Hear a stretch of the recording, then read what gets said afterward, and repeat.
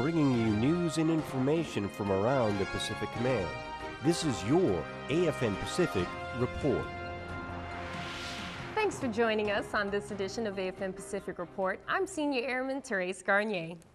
Last Thursday, Defense Secretary Chuck Hagel testified to Congress about what he termed profound budget problems stemming from sequester.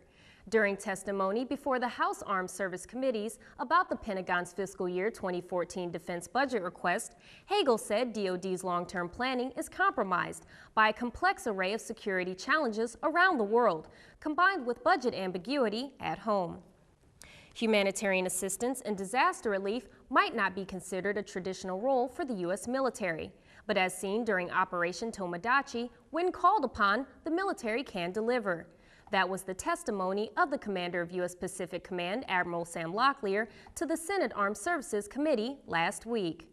In Tomodachi in Japan, we saw where the readiness of military assets to kind of step in at the early stages of a huge crisis, a huge natural disaster, and to kind of get in front of the problem and get command and control set up, and to give the people on the ground the will and the help they need to kind of get them jump-started to go solve it.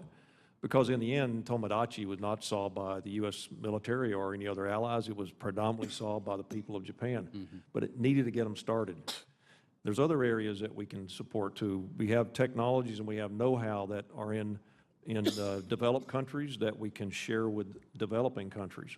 So in PACOM, I'm able to bring together many interagencies from our U.S. government, and we can transport some of that knowledge into these growing HADR scenarios that we do with in exercise we do with other countries.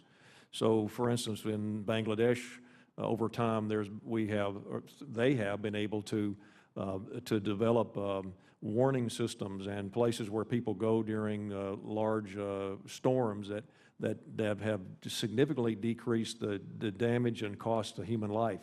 And so we can do some of those things in our multilateral planning together.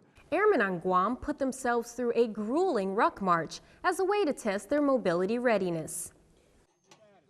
Airmen from the 36th Mobility Response Squadron recently endured what is said to be some of the most difficult and productive training that they do. Boonie, gun, guerrilla. These three words are not only the name of this exercise, but the embodiment of what they experienced during it as well.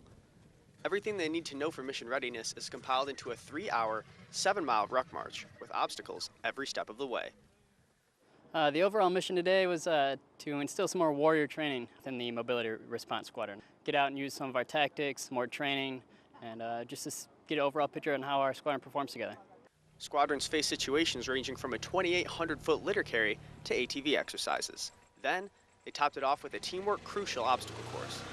Senior NCOs from all departments of MRS created this exercise to combine every imperative piece of training that these MRS airmen are expected to know. I think it went good, a little bit competitive. Hardest part was probably putting on the mop gear and then rucking with the special cargo on our backs. Just because of the humidity, the sun, and then you're breathing rubber. So that makes it pretty hard. It's challenging, but it's necessary.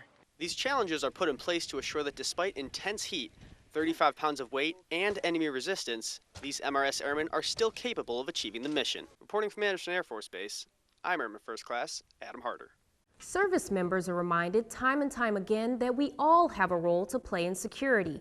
Sailors at Sasebo are taking that role to a new level as a way to help keep the installation safe.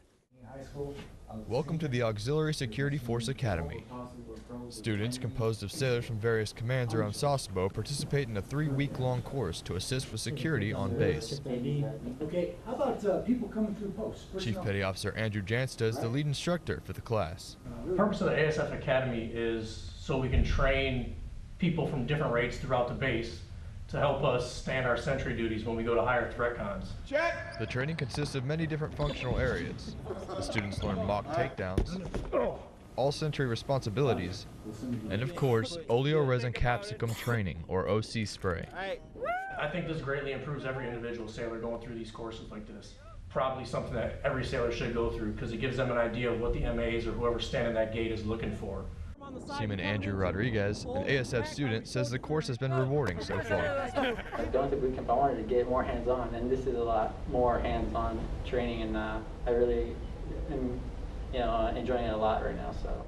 ASF is a way for any sailor to contribute to the mission of keeping Fleet Activities Sasebo safe.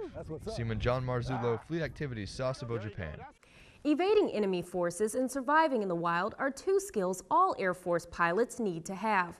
But those skills are perishable, which is why one pilot at Misawa found himself trudging through the woods surrounding the base. Surviving in the woods can be a difficult task. Harsh conditions like low temperatures, snow, and wind add to the difficulty of staying alive.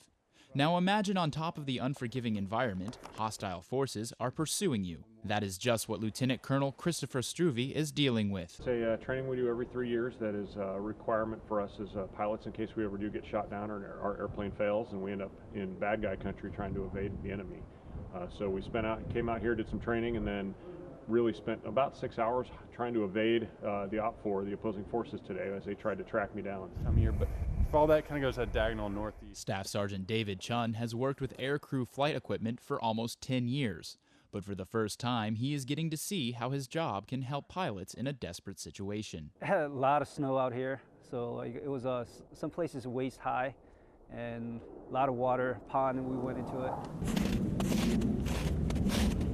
We're struggling to try to go through the woods, try to locate him. It was pretty hard, yeah. It's certainly cold, and it's not something that you'd pick to do on a normal day, but when you're done, it's good to be done with it, but it's that training that you absolutely have to have and you have to be good at. Airman First Class Michael Kantak, Misawa Air Base, Japan. Coming up, taking a stand against child abuse. But first, let's take a look around the Pacific Command in today's Snapshots. Marines repaint a playground in Guam as part of a beautification project during Exercise Guam and Shield. An airman reads to children at Kadena Air Base during a Holocaust Days of Remembrance observation. Sailors direct an FA-18F Super Hornet before launch from USS Nimitz during a training exercise in the Pacific Ocean. And that's a look around the Pacific Command in today's Snapshots. Kids at Marine Corps Air Station Iwakuni are running the nation. Lance Corporal Lupe Campos explains. The fitness specialists from MCCS Semper Fit Health Promotions started a Kids Run the Nation program to encourage and teach children how to properly run. Leah Daughtry is a running coach who volunteered to participate in the program. And I definitely wanted to get involved because I think running is important and I wanted to show kids that it's fun. They're pretty young, so I just want to show them that running isn't a punishment. The sessions aim to teach kids how to be healthy and stay active while at the same time letting them have fun. We'll incorporate lots of relays, we'll incorporate different kinds of games, and then also definitely focus on certain aspects of running each week so that way they can learn and grow in running and they can see themselves improving, and I think that's always fun to see yourself improve. The kids learned how important running is to stay fit and have fun while being active. We practice pace by running around and using different methods of resting without stopping. I like that I was able to run somewhere because since we live on base, there's not like so many backyards that you can run, so I get to run here. The Semper Fit staff will hold a fun run to celebrate the Kids Run the Nation completion at the end of the program. Lance Corporal Lupe Campos, Marine Corps Air Station Iwakuni, Japan.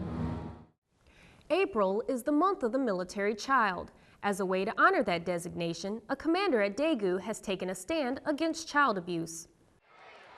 Children from Daegu Elementary School filter into the gym to witness a proclamation signing, a promise to keep them safe.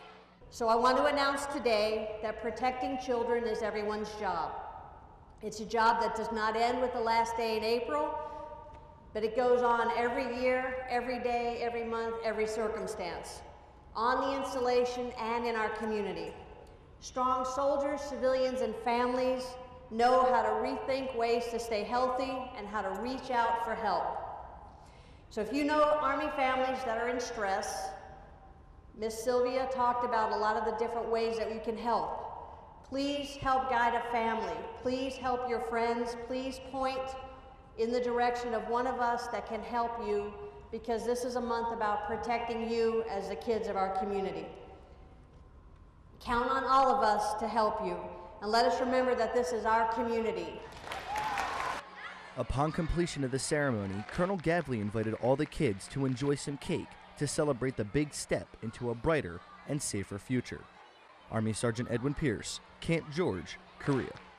We head to the Korean Peninsula to wrap up this newscast with an introduction to a young airman at Osan, whose duty time doesn't involve lifting heavy objects. But her off-duty time, well, that's another story. She tells it in her own words. When I walk into the box and it's empty, everything in the world shuts down. I love listening to the bar clicking against the weights. It's just one of those noises where it just makes me drive and pull it over my head. I just love it. I first encountered CrossFit in Kuwait when I was deployed in Ali Asalim. It made me a better person for a lifetime. It's a life-changing experience. It's not just a workout to me now. It's my life. I work out every day because I'm actually training for the Asian CrossFit Regionals. In my mind, I'm gonna tell myself to just be better than myself and to tell myself, hey, it's another day in the box, Lori. I am Senior Airman Lori Dana Ballesteros in the United States Air Force. That's it for this newscast. From all of us here at AFM Pacific, thanks for watching.